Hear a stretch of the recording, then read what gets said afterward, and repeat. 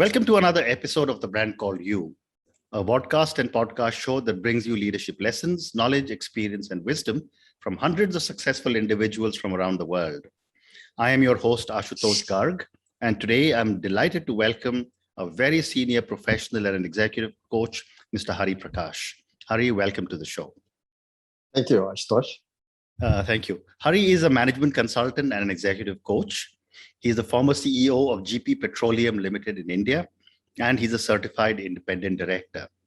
So, Hari, today we'll talk about your avatar as an executive coach. Tell me, what made you become a coach after the corporate sector?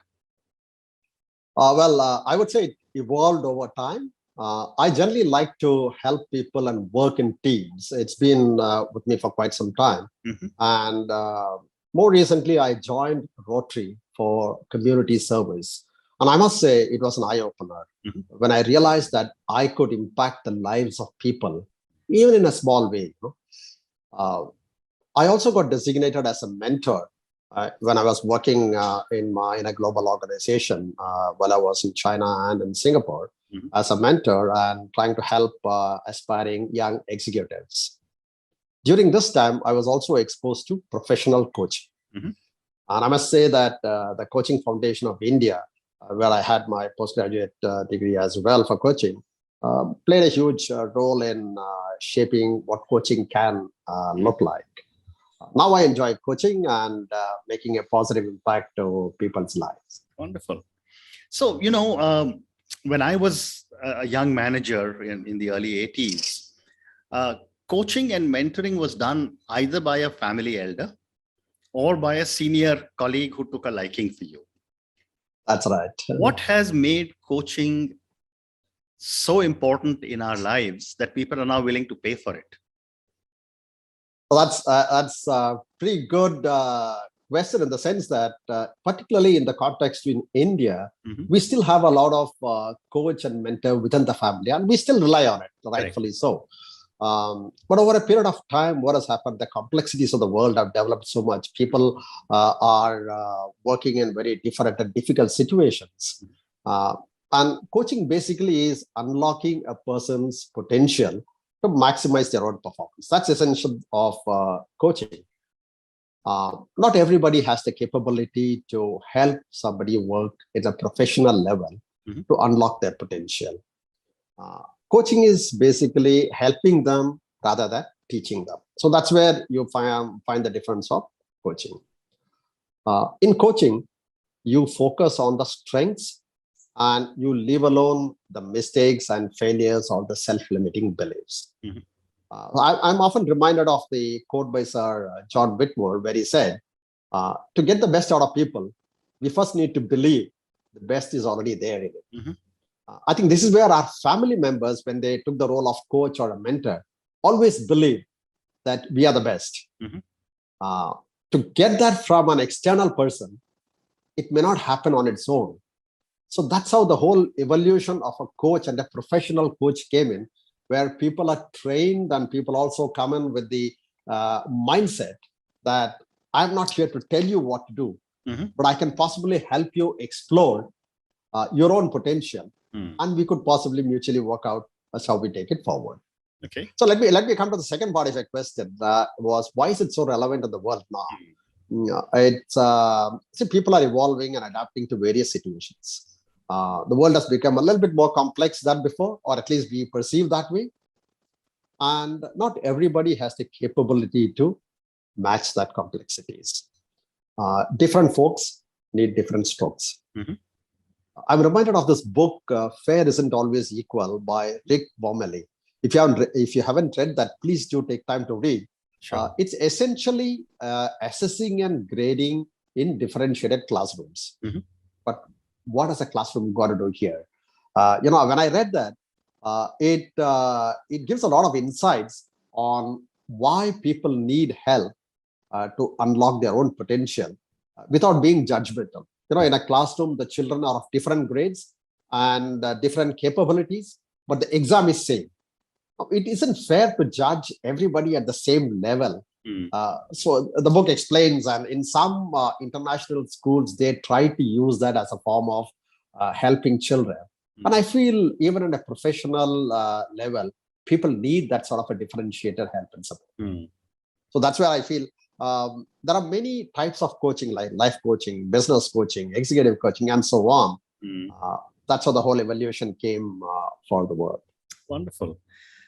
And, this is probably a good time to ask you, what is the difference between coaching and mentoring? This is one of the most often asked question.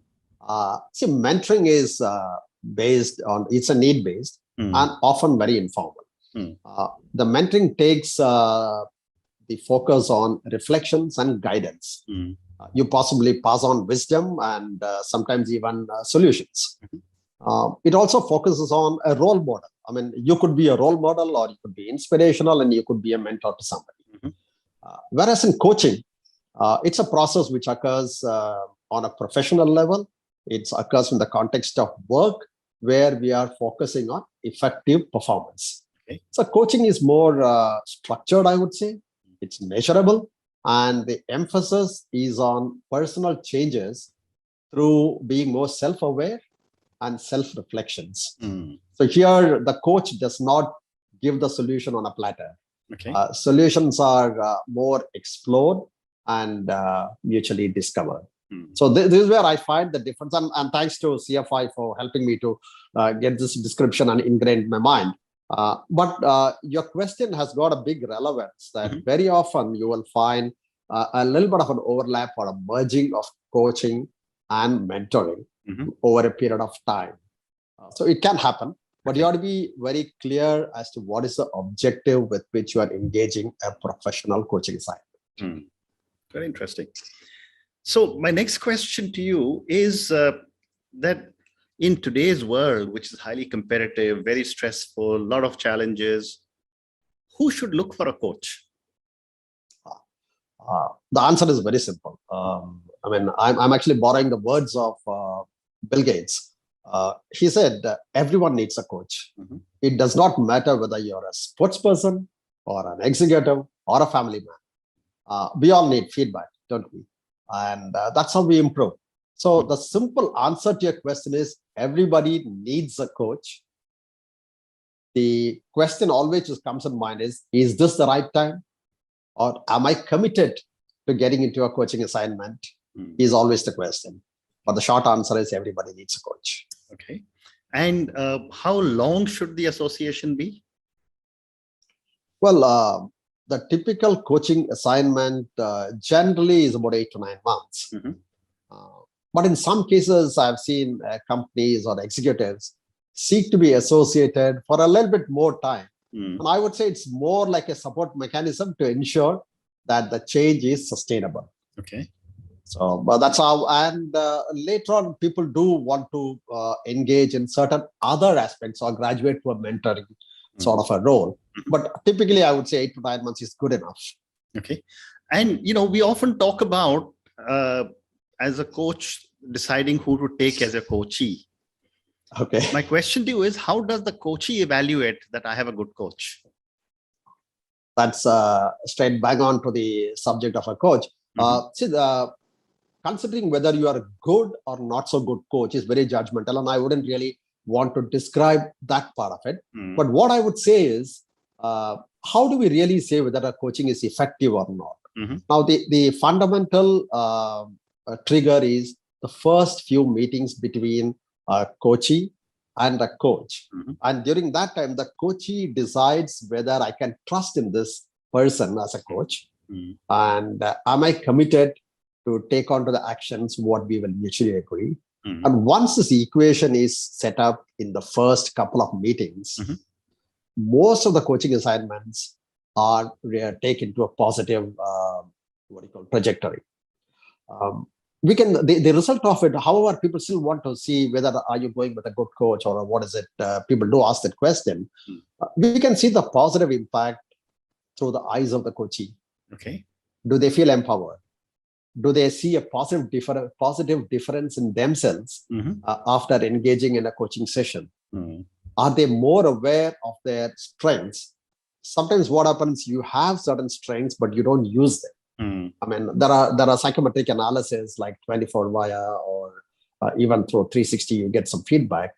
And people realize they have the strength, but they hardly use it. Now, if you can trigger them to use those strengths, then you can also get a perception whether the coachee is feeling that within himself or herself, they are able to use that. And most important is getting out of the self-limiting beliefs. Well, I want to emphasize here, this becomes the milestone of a successful coaching engagement. If the coach is able to help the coachee understand what are his or her self-limiting beliefs and help him get over it through the strengths, that would be a factor which would help both ways. Fascinating. So some of these factors are to perceive whether a coaching engagement has been effective or not. Okay. And, based on all your experience, is there a difference in coaching, say, the CEO of a company and someone in middle management? Yes, there is a difference, of course, and it depends also on the culture of the various countries, because the hierarchy is very different in India or Australia or in Japan, Thailand, for example. And I had the opportunity to work in many of these countries when I was the head of Asia Pacific with a global organization called BP Castrol. I had the opportunity to lead business in China, Japan, Korea, and also in Southeast Asia.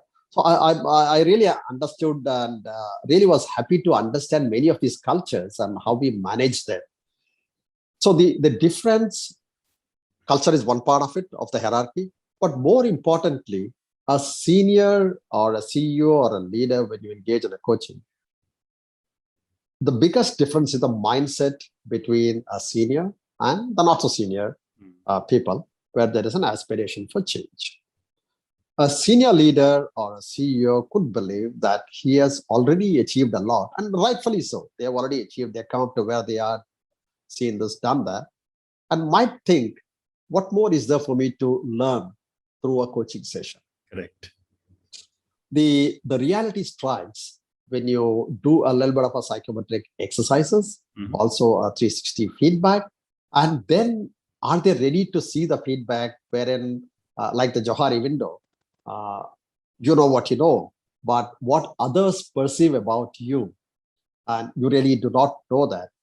That's the time when they realize there is another perspective of this person, of the senior CEO.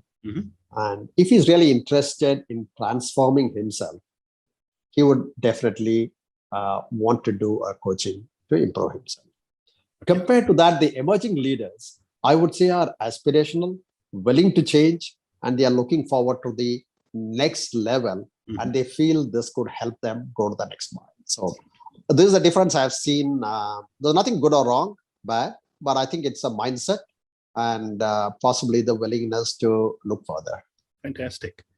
So Hari, now let's move to the next segment of our conversation, which are where, you in your avatar as an independent director. In today's world, where independent directors have the same fiduciary responsibility as that of an executive director, what do you look for before accepting a board position? Good. So today, as you know, in Indian context or even global context, India, at least the Minister of Corporate Affairs and the SEBI have been mandating a lot of regulations, and it keeps changing. The fundamental objective is to bring in transparency and corporate governance. Now, when I'm looking at a board position, what do I look at? Company performance, corporate governance, and what is it you can bring onto the table? Let's not forget that. What is it you will add value to the whole? While being an independent director, you are not expected to do a day-to-day operational work in that company. But your primary role becomes the pillar of corporate governance. So the transparency and how well you are able to ask the right questions is more important in a board. And these are things I would look for before looking at a board position. So there have been, several instances of very high profile companies making a lot of money, where there have been challenges of various kinds, and then the independent directors have run into problems. So my question is, how do you determine before joining a board What is the level of transparency and what is the degree of corporate governance? So the first thing is, let us all agree that there is a high level of accountability. Correct. When you accept a role of independent director. Hmm. Now, over a period of time, the accountability also comes with a certain responsibility of what you have to deliver. Mm-hmm. But very often what has happened in the past is people do not have the wherewithal or the authority to question, or sometimes the minority stakeholders are left behind in an institution where the majority stakeholders can do whatever they want, and the board becomes a rubber stamp. Now, with the current changes that's happening, there is a lot more of authority and transparency coming in. Okay. So as an independent director, I would, if I were to join a company, I would first look at the history of corporate governance. I would look at the existing structure, board structure. And I would look at the performance of the company. Now, based on this, I would take a decision whether to accept an invitation or approach them that I'm willing to be part of this board. Okay. Once you're signed up, this is where the whole important issue comes. Once you're signed up, you have the responsibility as an independent director to ask the right questions at the right time so that corporate governance is ensured. If you do not ask the question and keep quiet, that also is a wrong, you cannot keep quiet when you see something wrong is happening. At least you need to raise the question, whether it gets impacted or not. You are expected to raise it at the right time. I think this is where, if you look at most of the areas where they are advising independent directors, are to be aware of what's happening and also ask the right questions the right time for the benefit of the minority shareholders as well. Okay, very interesting. So, Hari, I'm now going to move to the last segment of our conversation. All our viewers and listeners love to get to know our guest a little better. I have time for 2 or 3 questions. My first question to you is, as a senior corporate leader, as a coach, as an independent director, what are some of the core values you believe in? It's very simple. Over a period of time, as an executive and as a senior management, and when I'm on the board of a listed entity, it has been integrity and commitment. I mean, these are 2 things where we just cannot compromise, and which I believe as the core values. And later, the other addendum comes in where you believe in a safety culture, which is more of a responsibility for the people, which is very important to take care of. And I'm really happy to see that in India, the culture of safety awareness is building up rapidly, and people are also taking up. But I learned it the hard way, and I got exposed to many of the situations which helped me learn. And I believe that's the right way to go to have more safety awareness, in addition to the ethics, integrity, and commitment. Okay. And my next question is that, after a successful career and doing so many different things, from where you stand today, what does success mean to Hari? For me, success has always meant what is the legacy I leave behind. I'm quite happy to say that whichever organization I worked and I left, I held the bridges firm. Now the bridges are burnt. So, and also there is always a feeling of some people in each organization who feel I made a difference to them in a very positive way. So a legacy left behind and also being regarded as a good human being is what I feel success means to me. Okay. And I would strive for that. Okay, wonderful. And a follow-up question to success is, who or what inspires you? Okay. So my parents have been the source of inspiration over a very long period of time. They have been my best motivators, full of positivity, commitment, and right from early age on. I think that's been a lasting impact on me. Those values have shaped my outlook. Okay. The other person who inspired me is Swami Vivekananda. And I often recollect his words, which said, you are the creator of your own destiny. So every time I find myself in a good position, I reflect on that. When I'm finding myself in a challenging situation, I tell that perhaps that's what I was working forward to. And then I got into that position. And if I need to change my destiny, it's me who has to work and find a way for it. Very interesting. And my last question to you, and this is for all the people who will listen to our conversation. And as I mentioned, a very large number of them are very young. What would your advice be to a young individual starting off on her or his career in the corporate world? Okay, good. So before I come to the answer directly, I must say that the biggest learning which leads you to answer such a question would be, are you willing to make mistakes? Are you willing to learn from your mistakes? And I must say that I had a fair share of mistakes in my life, right. And but nothing very catastrophic. But each one of them helped me to learn. My resolve became stronger, and I could learn from that. So if I were to look at the future for the young aspiring individuals, I'm super excited to see the opportunities that are opening up for the young generation today. I mean, you call them Gen Z or the millennials, of course. Millennials are now, you classify them in the age group of 35 to 40, and the Gen Z, they come sometime at the age of 18 to 20. And these are the very young CEOs who are going to be.